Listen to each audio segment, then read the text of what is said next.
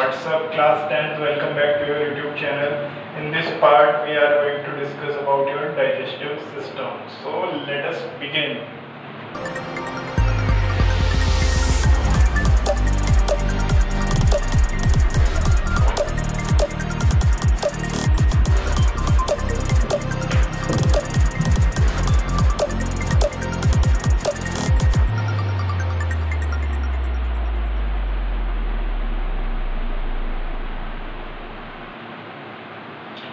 इस पार्ट में हम डाइजेस्टिव सिस्टम को समझने वाले हैं कि ह्यूमन डाइजेस्टिव सिस्टम यानी कि हमारा डाइजेस्टिव सिस्टम कैसे काम करता है। तो इसको एक कहानी की तरह समझने की कोशिश करते हैं।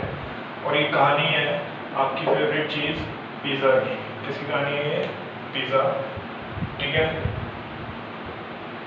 पिज़्ज़ा की कहानी है।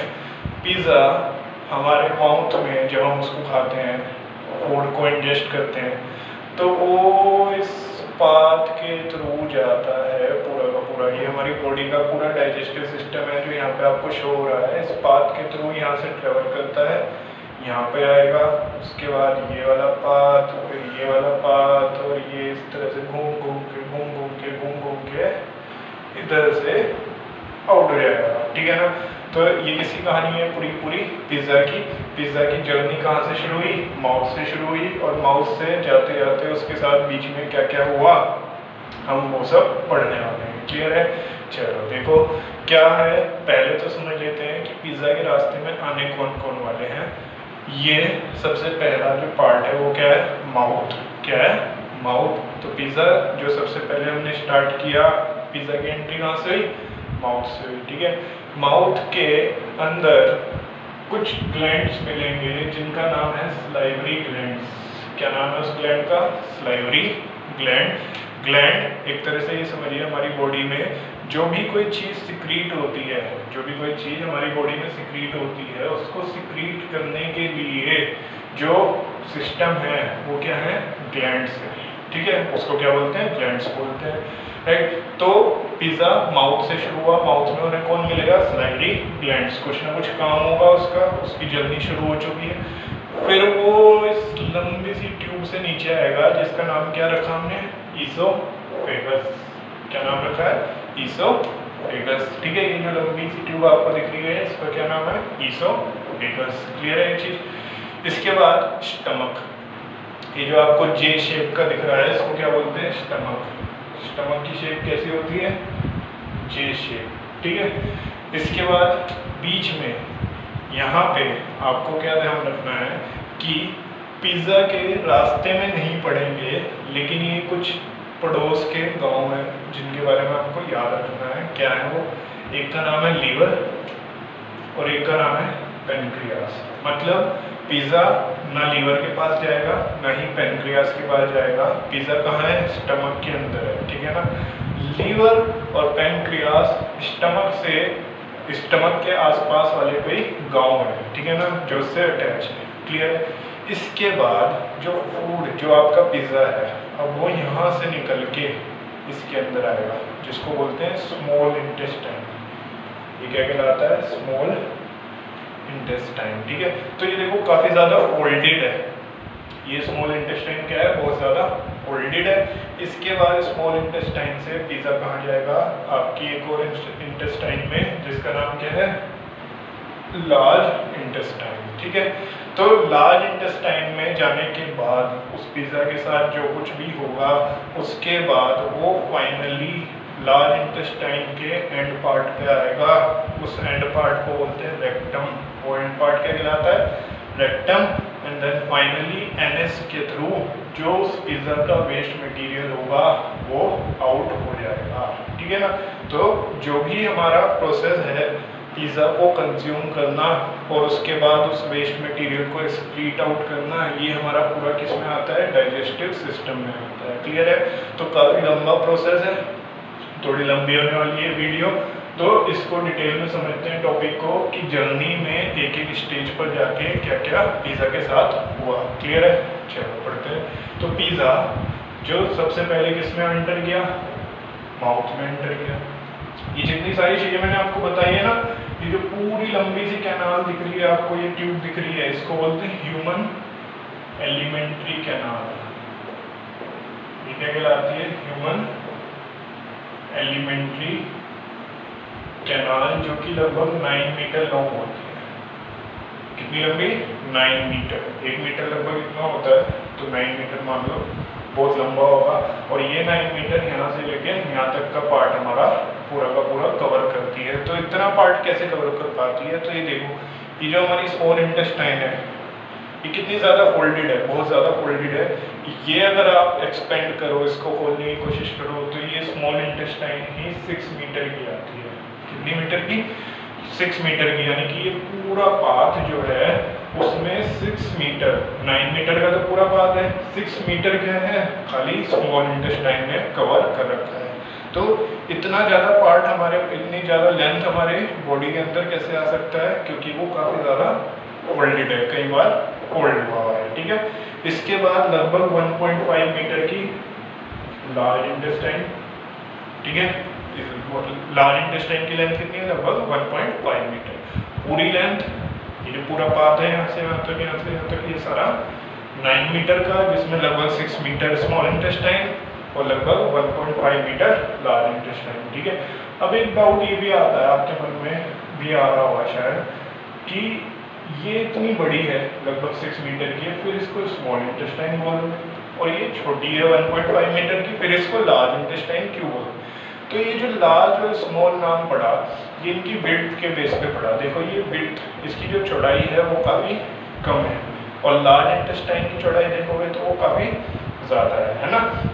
तो बेसिकली स्मॉल इंटेस्टाइन की चौड़ाई कम होने की वजह से उसको स्मॉल इंटेस्टाइन बोला गया, और लार्ज इंटेस्टाइन की चौड़ाई ज़्यादा होने की वजह से उसको लार्ज इंटेस्टाइन बोला गया। क्लियर है? तो ये सब रास्ते किसके जर्नी में पढ़ने वाले हैं? पिज़्ज़ा की जर्नी में पढ़ने वाले हैं। ठीक है, और ये कोई नॉर्मल पिज़्ज़ा नहीं है, काफ़ी हेल्दी पिज़्ज़ा है जो हमने खाया है। इसमें प्रोटीन्स, फैट्स, कार्बोहाइड्रेट्स भर के। क्लियर है? चलो, तो अब ये माउथ में एंटर हुआ। माउथ में सबसे पहले इसको मिलेगा कौन? टीथ और टंग। माउथ में क्या क्या मिलेगा इसको? टीथ और टंग। टीथ का काम क्या है? हमें सबको पता है, टीथ का काम है फूड को ब्रेक डाउन करना, पिज़्ज़ा को ब्रेक डाउन करना। तो इसकी जर्नी अब स्टार्ट हो चुकी है, माउथ के अंदर गया, माउथ के अंदर टीथ ने इसको क्या करा? ब्रेक डाउन करना शुरू करा, छोटे छोटे पार्टिकल्स में तोड़ना शुरू करा। किसने? टीथ्स ने। ठीक है, टंग क्या कर रहा है? टंग क्या कर रहा है? टंग उसको रोल कर रहा है, और साथ ही साथ ये जो सलाइवरी ग्लैंड्स हैं माउथ के अंदर, मैंने बताया ना, ग्लैंड्स क्या करेंगे? किसी चीज़ को रिलीज करेंगे। तो ये किसको रिलीज करते हैं? सलाइवा को। किसको? सलाइवा को, जिसके अंदर क्या होता है? सलाइवरी एमाइलेज नाम का एक एंजाइम होता है। एंजाइम क्या होते हैं? देखो, अगर आप केमिस्ट्री पढ़ रहे हो तो आपको पता होगा कि अगर रिएक्शन की स्पीड को बढ़ाना है, सपोज मेरे पास एक रिएक्शन A प्लस बी मिला के C बनता है, A प्लस बी मिला के क्या बनता है? C, और ये रिएक्शन होने में 1 घंटा लगता है। कितना टाइम लग रहा है? 1 घंटा। अब मैं चाहता हूँ कि रिएक्शन जल्दी से हो जाए, तो मैंने बीच में कोई X डाल दिया। क्या डाल दिया? X, एक सब्सटेंस डाल दिया। तो अब भी A प्लस बी मिला के क्या बन रहा है? C बन रहा है। चेंज कुछ नहीं हुआ, कोई नया कंपाउंड नहीं बना। पहले भी A प्लस बी मिला के C बन रहा था, लेकिन पहले 1 घंटे में बन रहा था, अब 10 मिनट में हो गया। अब क्या हो गया? 10 मिनट के अंदर प्रोसेस हो गया। तो क्या हुआ यहाँ पे? वो जो X मैंने सब्सटेंस सब डाला है यहाँ पे, सब्स्टिट्यूट किया है, उसकी वजह से रिएक्शन की स्पीड बढ़ गई। पहले 1 घंटे में हो रही थी, अब 10 मिनट में हो गई। तो जो रिएक्शन की स्पीड को बढ़ा दे उसको बोलते हैं कैटलिस्ट। जो रिएक्शन की स्पीड को बढ़ा दे उसको क्या बोलते हैं?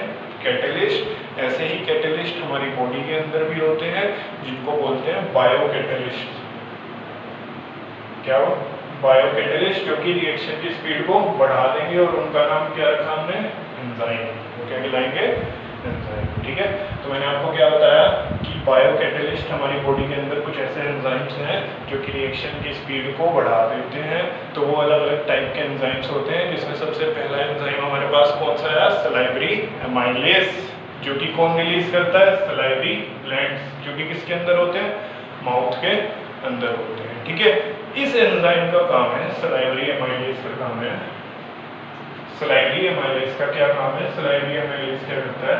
जो फूड के अंदर आपका कार्बोहाइड्रेट्स है उसको तोड़ना शुरू करता है, उसको ब्रेक डाउन करना शुरू करता है। तो जो आपका डाइजेशन का प्रोसेस है वो आपके माउथ के अंदर ही कहीं ना कहीं स्टार्ट हो जाता है। क्लियर है ये चीज़? तो जैसे ही ये पिज़्ज़ा माउथ में गया, टीथ ने उसको छोटे छोटे पार्ट में तोड़ना शुरू किया, चर्न करना शुरू किया। माउथ के अंदर ही सलाइवरी ग्लैंड्स भी थे जिनका काम था सलाइवा को रिलीज करना, और उस सलाइवा में सलाइवरी एमाइलेज करके एक एंजाइम है जो कि बायोकैटलिस्ट है, जो कि रिएक्शन की स्पीड को बढ़ा देता है, और इसका काम क्या है? कार्बोहाइड्रेट्स को डाइजेस्ट करना शुरू करना, ठीक है ना, ब्रेक डाउन करना शुरू करना। जब भी मैं डाइजेशन बोल रहा हूँ इसका मतलब ब्रेक डाउन की बात हो रही है, फूड को छोटे छोटे पार्टिकल्स में तोड़ रहे हैं, ठीक है ना। अब फूड को अच्छी तरह से सलाइवा के साथ मिलाने का काम कौन करता है? टंग। फूड को सलाइवा के साथ, यानी कि पिज्ज़ा को सलाइवा के साथ मिलाने का काम अच्छे से कौन करता है? टंग करता है, ठीक है ना, टंग करती है। इसके बाद वो फूड काफ़ी ज़्यादा सॉफ्ट हो जाता है, सलाइवा के साथ मिलके वो फूड क्या हो गया? सॉफ्ट हो गया, यानी कि हमारा पिज़्ज़ा क्या हो चुका है?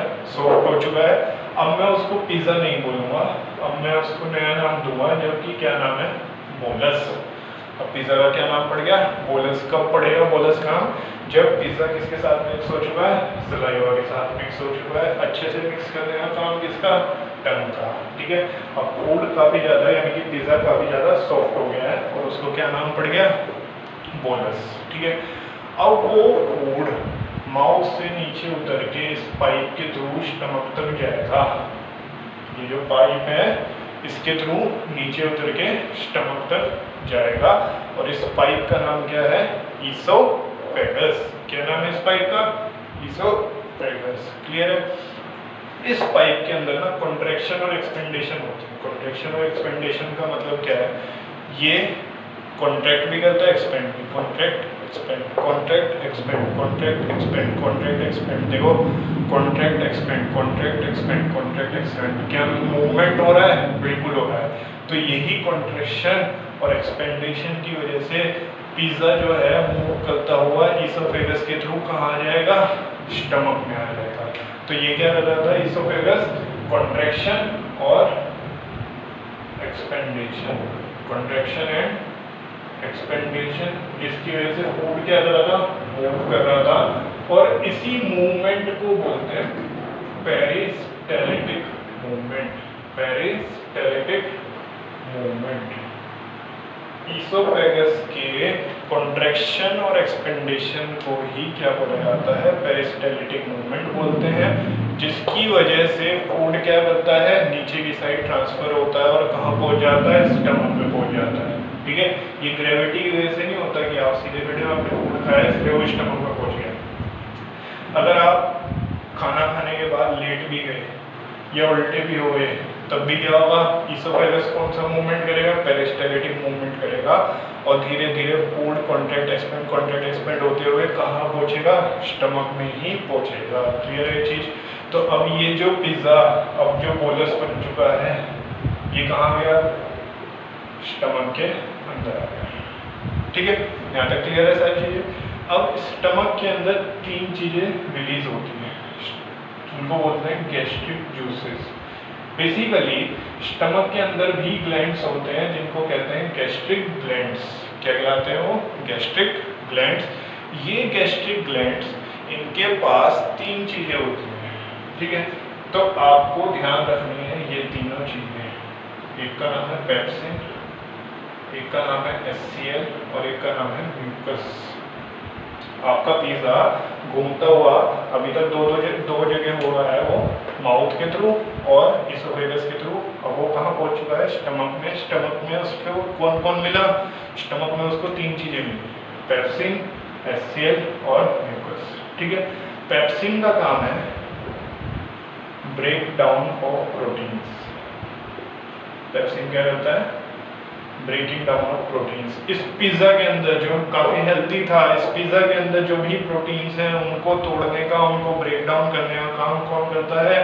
पेप्सिन करता है। पेप्सिन का मेन रोल ही यही है कि जो भी मेरे फूड में प्रोटीन्स मौजूद हैं उनको ब्रेक डाउन करो, ठीक है ना, प्रोटीन्स को तोड़ता है, अमीनो एसिड्स बनाता है। तो अब दिक्कत क्या आती है कि इस पेप्सिन के नखरे बहुत हैं, ये पेप्सिन जल्दी से काम नहीं करता। इस पेप्सिन को चाहिए एसिडिक मीडियम काम करने। क्या है कि मुझे तो तभी काम करूँगा मैं जब मुझे एसिडिक मीडियम मिलेगा, मतलब जब कोई एसिड होगा साथ में, ठीक है ना। तो उसी एसिडिक मीडियम को प्रोवाइड करने का काम कौन करता है? HCl provides acidic medium. भाई ये जो पिज़्ज़ा हमने डाइजेस्ट करना है इसके सारे पार्ट्स को हमें तोड़ना पड़ेगा अच्छे से, तो उसके प्रोटीन्स को भी तोड़ना पड़ेगा। प्रोटीन्स को तोड़ने के लिए पेप्सिन, लेकिन पेप्सिन के नखरे हैं, उसको क्या चाहिए? एसिडिक मीडियम चाहिए। वो एसिडिक मीडियम कौन प्रोवाइड करेगा? HCl प्रोवाइड करेगा, ठीक है। इसके अलावा भी HCl का कोई फंक्शन है? बिल्कुल है। HCl क्या करता है? बैक्टीरिया को किल कर देता है, किल्स बैक्टीरिया। जो भी फूड के अंदर, जो भी आपके पिज़्ज़ा के अंदर जो बैक्टीरियाज होंगे, जो नॉर्मल बैक्टीरिया होंगे, उनको HCl क्या कर देगा? किल कर देगा। साथ ही साथ एक और काम करेगा, फूड को सड़ने से बचाएगा, prevents fermentation of food, prevents fermentation of food. तो ये पेपर में क्वेश्चन आता है कि define the function of HCl in the stomach. तो HCl के 3 फंक्शन मैंने आपको बताया। प्रोवाइड एसिडिक मीडियम, किसको एसिडिक मीडियम प्रोवाइड कर रहा है? पेप्सिन को, ठीक है ना। तो it provides acidic medium to pepsin for work properly. दूसरा चीज क्या करता है? ये फूड के अंदर मौजूद बैक्टीरिया को किल कर देता है, it kills the bacteria inside the food. तीसरी चीज prevents fermentation of food, food को सड़ने से बचाता है। क्लियर है चीज? अब तीसरा कौन सा पर्सन बचा? म्यूकस। ये पिज़्ज़ा अब तक पेप्सिन से मिल लिया, HCl से मिल लिया, अब किसकी बारी है? म्यूकस से मिलनी है। म्यूकस का क्या काम है? म्यूकस का काम है कि सर ये जो HCl है ना, ये बहुत स्ट्रॉन्ग एसिड है, ये बहुत स्ट्रॉन्ग एसिड है, और इतना स्ट्रॉन्ग एसिड स्टमक को नुकसान पहुंचा सकता है या नहीं पहुंचा सकता? बिल्कुल पहुंचा सकता है। तो स्टमक को इस स्ट्रॉन्ग एसिड से बचाने के लिए क्या होता है? म्यूकस की लेयर होती है। तो it prevents the wall of stomach. क्या करता है? स्टमक की वॉल्स को प्रिवेंट करता है, किससे? HCl से, जो कि बहुत ज़्यादा एसिडिक है, ठीक है ना। हाईली एसिडिक होने की वजह से स्टमक की ये जो वॉल्स हैं ये खराब हो सकती हैं, गल सकती हैं, तो इनको बचाने का काम कौन करता है? म्यूकस। तो अब ये जो पिज़्ज़ा आपका यहाँ स्टमक में है इस टाइम, इसको 3 चीज़ों से मिलना था, मिल लिया। कौन कौन सी थी वो 3 चीज़ें? Pepsin, HCl, mucus. पेप्सिन का काम प्रोटीन्स को तोड़ना, HCl का काम एसिडिक मीडियम प्रोवाइड करना, बैक्टीरिया को किल करना और फर्मेंटेशन ऑफ फूड को रोकना। म्यूकस का काम है कि स्टमक की वॉल्स को प्रिवेंट करना, किससे? HCl से। क्लियर है यहाँ तक की कहानी? चलो, अब जो फूड है वो फूड आपका बोलस ना कहला के क्या कहलाएगा? काइम। अब उस फूड को क्या बोल देंगे? काइम। क्या बन चुका है वो फूड? काइम। पहले पिज़्ज़ा था, फिर बोलस बना माउथ के अंदर रह के, फिर धीरे धीरे स्टमक में आके क्या बन गया? काइम बन गया है। काइम कब बनेगा? जब पेप्सिन भी मिल गया, HCl भी मिल गया उसके साथ, तब उसको क्या बोल देंगे? काइम बोल देंगे। क्लियर है? अब जब स्टमक में ये सारी चीज़ें चल रही थी, स्टमक में पेप्सिन, HCl, म्यूकस चल रहा था, उस टाइम लीवर भी कुछ कर रहा था। ये कौन है? लीवर। इसका क्या नाम है? लीवर। मैंने कहा था ना 2 पड़ोसी विलेज पड़ेंगे जो कि अपना काम करेंगे। तो एक तो लीवर और एक पेनक्रियास। लीवर और पेनक्रियास। लीवर क्या करता है? लीवर भी एक जूस को सिक्रीट करता है जिसका नाम है बाइल जूस। लीवर का क्या काम है? लीवर का काम है एक जूस को सिक्रीट करना जिसका नाम क्या है? बाइल जूस, ठीक है। अब ये इस बाइल जूस को सिक्रीट करता है, निकालता है, और इसको ना एक बैग लाइक स्ट्रक्चर में रख देता है जिसको बोलते हैं गैल ब्लैडर। ये क्या कहलाता है? गैल ब्लैडर। ये जो ग्रीन कलर का यहाँ पे आपको शो हो रहा है, ये क्या है आपका? गैल ब्लैडर। गैल ब्लैडर में क्या स्टोर होगा? बाइल जूस, ठीक है ना। और बाइल जूस सिक्रीट किसने करा? लीवर ने। स्टोर कहाँ पे किया? गैल ब्लैडर के अंदर। सिक्रीट लीवर ने किया और स्टोर कहाँ पे किया? गैल ब्लैडर के अंदर। तो ये बाइल जूस यहाँ पर इकट्ठा हो गया, राइट। इसके बाद क्या हो रहा है, चलो इसकी कहानी यहाँ पे ख़त्म कर देते हैं। मैं आपको बताता हूँ बाइल जूस का फंक्शन भी बता देता हूँ। बाइल जूस का फंक्शन एक्चुअली में क्या है, ये क्या करता है, emulsification of fats, emulsification of fats मतलब फूड के अंदर, उस पिज़्ज़ा के अंदर जो फैट्स हैं उनको तोड़ने का काम कौन करेगा, बाइल जूस करेगा। साथ ही साथ इसका एक स्पेशल काम और है, ये एल्कलाइन मीडियम प्रोवाइड करता है, प्रोवाइड्स बेसिक या फिर एल्कलाइन मीडियम। देखो हमारे पास में दो तरह के मीडियम होते हैं, एक एसिडिक और एक बेसिक, एक एसिडिक और एक बेसिक। कुछ ऐसे एंजाइम्स हैं जो एसिडिक मीडियम में काम करते हैं, कुछ ऐसे एंजाइम्स हैं जो कि बेसिक मीडियम में काम करते हैं। तो आपने पेप्सिन का नखरा देख लिया था कि पेप्सिन किस में काम करने को कह रहा था, एसिडिक मीडियम में, तो इसलिए HCl था, ठीक है। लेकिन यार कुछ एंजाइम्स ऐसे भी तो होंगे जो कि बेसिक मीडियम में काम करते होंगे, है ना। तो वो बेसिक मीडियम प्रोवाइड करने का काम कौन करता है, बाइल जूस। कौन करता है, बाइल जूस। क्लियर है यहाँ तक की कहानी। तो मैंने आपको क्या बताया कि अभी फूड स्टमक में है और क्या बन चुका है, काइम बन चुका है, लेकिन साथ ही साथ पैरेलल कहानी क्या चल रही थी, लीवर के अंदर, लीवर बाइल जूस को सिक्रीट किया, गैल ब्लैडर में स्टोर किया। बाइल जूस का काम इमल्सिफिकेशन ऑफ फैट्स मतलब फैट्स को तोड़ना, और दूसरा काम बेसिक मीडियम प्रोवाइड करना फॉर अदर एंजाइम्स। कुछ और भी एंजाइम्स होते हैं उनको बेसिक मीडियम प्रोवाइड करना ताकि वो अपना काम तरीके से कर सकें। क्लियर है। साथ ही साथ एक कहानी पेनक्रियास वाले गांव में भी चल रही थी। पेनक्रियास क्या कर रहा है, पेनक्रिएटिक जूस को सिक्रीट करता है। कौन सा जूस, पेनक्रिएटिक जूस। तो देखो एक बाइल जूस हो गया जो लीवर सिक्रीट कर रहा था, एक पेनक्रिएटिक जूस हो गया जो कि पेनक्रियास सिक्रीट कर रहे हैं। इसमें भी सर क्या होते हैं, एंजाइम्स, और उन एंजाइम्स के नाम क्या आपको याद रखने हैं, जी बिल्कुल याद रखने हैं। एक का नाम ट्रिप्सिन, एक का नाम एमाइलेज और एक का नाम लाइपेज। ट्रिप्सिन, एमाइलेज और लाइपेज। ट्रिप्सिन का काम वही है जो कि पेप्सिन का था। पेप्सिन का क्या काम था, break down of proteins, proteins को तोड़ना ही ट्रिप्सिन का भी काम है। ऐसे ही एमाइलेज, एमाइलेज का काम है कार्बोहाइड्रेट्स को तोड़ना, ठीक है ना। जो यहाँ पे सलाइवा कर रहा था वही काम एमाइलेज करेगा। और लाइपेज का काम है क्या, इमल्सिफिकेशन ऑफ फैट्स, फैट्स को तोड़ने में कौन मदद करता है, लाइपेज। तो देखो हो क्या रहा है, वो ये रहा है कि पिज़्ज़ा स्टमक के अंदर आया सब कुछ ब्रेक डाउन होने के लिए, ठीक है ना। स्टमक के पास इतनी चीज़ें नहीं थी कि वो सब चीज़ों को ब्रेक डाउन खुद से कर सके, तो उसने अपने पास वाले लीवर से और पेनक्रियास से मदद मांगी, ठीक है ना, कि भाई मेरे पास पिज़्ज़ा आया है और मुझे उसको डाइजेस्ट करना है, ब्रेक डाउन करना है, कोई तरीका बताओ जल्दी से, मुझे कुछ दो साथ में। तो लीवर ने कहा तू टेंशन मत ले, मैं क्या देता हूँ तुझे, बाइल जूस देता हूँ, और ये बाइल जूस क्या करेगा, फैट्स को तोड़ देगा और साथ ही साथ एल्कलाइन मीडियम यानी कि बेसिक मीडियम प्रोवाइड करेगा, ठीक है। ऐसे ही अब लीवर मदद कर रहा है तो पेनक्रियास भी एकदम से कूद के आया, हाँ भाई रुक जा मैं भी मदद करता हूँ। पेनक्रियास ने क्या कहा, मैं पेनक्रिएटिक जूस सिक्रीट करूँगा जो कि जिसमें तीन एंजाइम होंगे, ट्रिप्सिन, एमाइलेज, लाइपेज, और जिनका काम होगा प्रोटीन्स को, कार्बोहाइड्रेट्स को और फैट्स को तोड़ना, ठीक है। तो स्टमक, लीवर और पेनक्रियास तीनों मिलके क्या करेंगे, इस पिज़्ज़ा को तोड़ने की कोशिश करेंगे, क्लियर है। लेकिन आपको क्या ध्यान रखना है कि अब स्टमक से जो फूड है, जो काइम है, जिसको हमने क्या बोला था, काइम, ये काइम एंटर कर जाएगा स्मॉल इंटेस्टाइन में। किसके अंदर एंटर कर रहा है, ये स्मॉल इंटेस्टाइन। ये पीछे पीछे कहाँ जुड़ रही है, ये स्मॉल इंटेस्टाइन में, ठीक है ना। ये काइम स्मॉल इंटेस्टाइन में एंटर किया, उसी वक्त, उसी पर्टिकुलर वक्त पे यहाँ से गैल ब्लैडर से बाइल जूस भी स्मॉल इंटेस्टाइन के अंदर एंटर किया, और उसी वक्त पेनक्रिएटिक जूस भी स्मॉल इंटेस्टाइन के अंदर एंटर किया। मतलब स्टमक ने मदद मांगी किससे, लीवर से और पेनक्रियास से।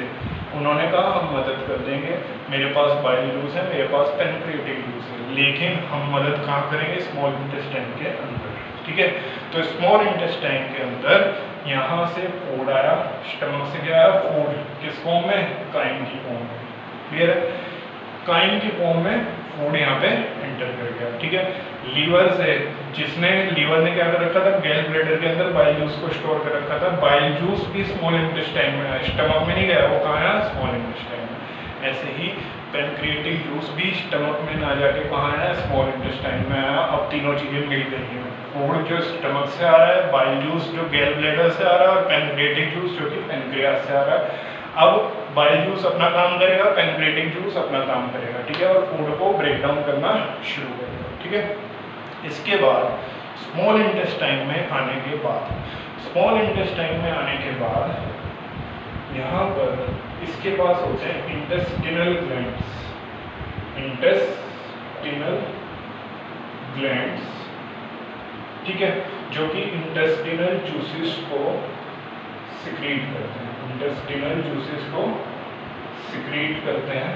और इंटेस्टिनल जूसेस का काम क्या है कि अब इस पिज़्ज़ा में जो कुछ भी प्रोटीन्स, कार्बोहाइड्रेट्स, फैट्स, जो कुछ भी बचा हुआ है, थोड़ा बहुत भी, उसको पूरी तरह से क्या कर लो, डाइजेस्ट कर लो, निचोड़ लो उसको पूरी तरह से, ठीक है ना। तो स्मॉल इंटेस्टाइन वो वाली साइट है डाइजेशन की जहाँ पे पूरी तरह से डाइजेशन का प्रोसेस हो जाता है। इसके बाद फूड में कुछ नहीं बचता एक्स्ट्रा, जो बचता है वो हमारे लिए वेस्ट है, ठीक है ना। तो इंटेस्टिनल ग्लैंड्स इसकी वॉल पे होते हैं, स्मॉल इंटेस्टाइन की वॉल पे इंटेस्टिनल ग्लैंड्स होते हैं जो इंटेस्टिनल जूसेस को रिलीज करते हैं, और जिसका काम क्या है, पूरी जो फूड है उसको पूरी तरह से निचोड़ देना और उसको पूरी फाइनल डाइजेस्ट कर देना, ठीक है ना। तो फाइनल डाइजेशन की जो साइट है वो कहाँ होती है, स्मॉल इंटेस्टाइन। एक चीज़ और, स्मॉल इंटेस्टाइन के पास ना इसकी दीवार पे छोटे छोटे फिंगर लाइक प्रोजेक्शंस होते हैं। क्या होते हैं, फिंगर लाइक प्रोजेक्शंस होते हैं इस तरह से, ठीक है। इनको बोलते हैं विलई, ये क्या कहलाते हैं, विलई, ठीक है। तो विलई का क्या काम होता है, विलई का काम है कि जो फूड डाइजेस्ट हुआ, इससे जो हमने एब्जॉर्ब की चीज़ें उसको किसमें मिलाना, ब्लड में मिलाना, किसमें, ब्लड में। अल्टीमेटली जो फूड डाइजेस्ट हो रहा है ना, ये जो पिज़्ज़ा हमने खाया, ये जो डाइजेस्ट हो रहा है, ये डाइजेस्ट होके किसमें मिलेगा, ब्लड में मिलेगा, ठीक है ना।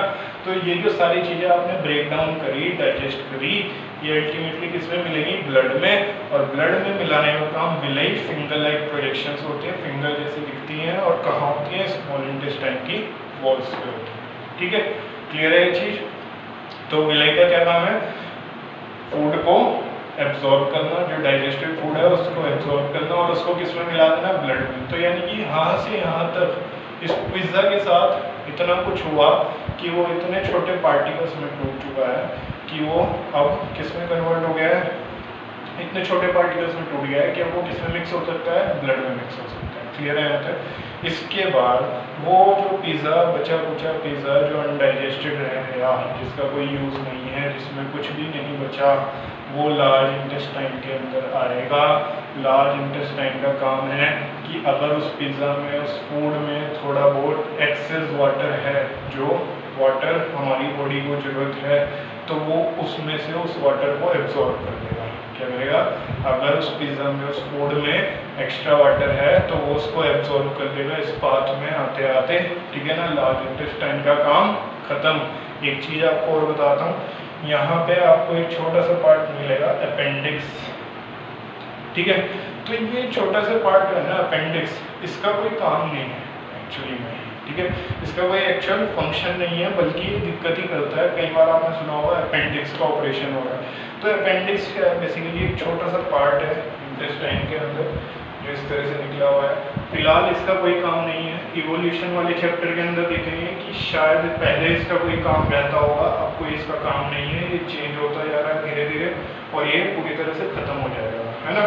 तो यहाँ पे जो छोटा सा पार्ट निकला हुआ है, अपेंडिक्स इसको बोलते हैं। कई बार क्या होता है, फूड इसमें अटक जाता है, फूड इसमें अटक जाता है, जिसकी वजह से वो डाइजेस्ट नहीं हो पाता और वो इन्फेक्शन करता है। उसको बोलते हैं कि अपेंडिक्स का ऑपरेशन हो रहा है, ठीक है ना। उस केस में डॉक्टर इस पार्ट को हटा देता है क्योंकि इसकी कोई नीड नहीं है आज के टाइम में। क्लियर है ना तक की चीज़। इसके बाद फूड लार्ज इंटेस्टाइन से होता हुआ, पिज़्ज़ा आपका लार्ज इंटेस्टाइन पे होता हुआ रेक्टम पे पहुँचता है, जो कि एंड पार्ट है किसका, लार्ज इंटेस्टाइन का, ठीक है।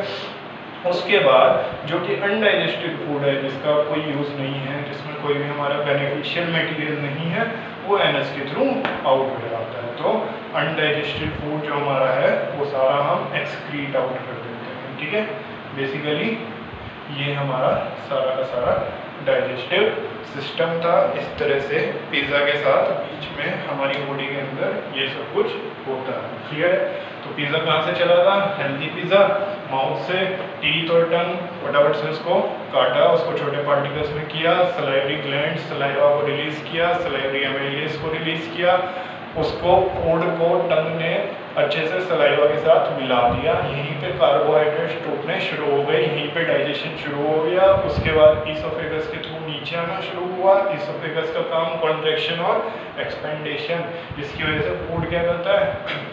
मूव करता है, और इस मूवमेंट को क्या बोलते हैं? Peristaltic movement. क्लियर है? इसके बाद स्टमक में आ गया, स्टमक की शेप जे शेप। स्टमक के अंदर तीन चीज़ें, पेप्सिन, एचसीएल, म्यूकस। स्टमक के अंदर जो ग्लैंड होता है उसको बोलते हैं गैस्ट्रिक ग्लैंड। तो पेप्सिन, एचसीएल और म्यूकस। पेप्सिन का काम ब्रेकिंग डाउन ऑफ प्रोटीन्स, लेकिन पेप्सिन के नखरा है, पेप्सिन कब तक काम नहीं करेगा? जब तक एसिडिक मीडियम नहीं मिलेगा। एसिडिक मीडियम प्रोवाइड करने का काम एचसीएल का। ठीक है, तो एचसीएल एसिडिक मीडियम भी प्रोवाइड करता है पेप्सिन को, बैक्टीरिया को किल भी करता है, और साथ ही साथ फर्मेंटेशन ऑफ फूड को भी प्रिवेंट करता है।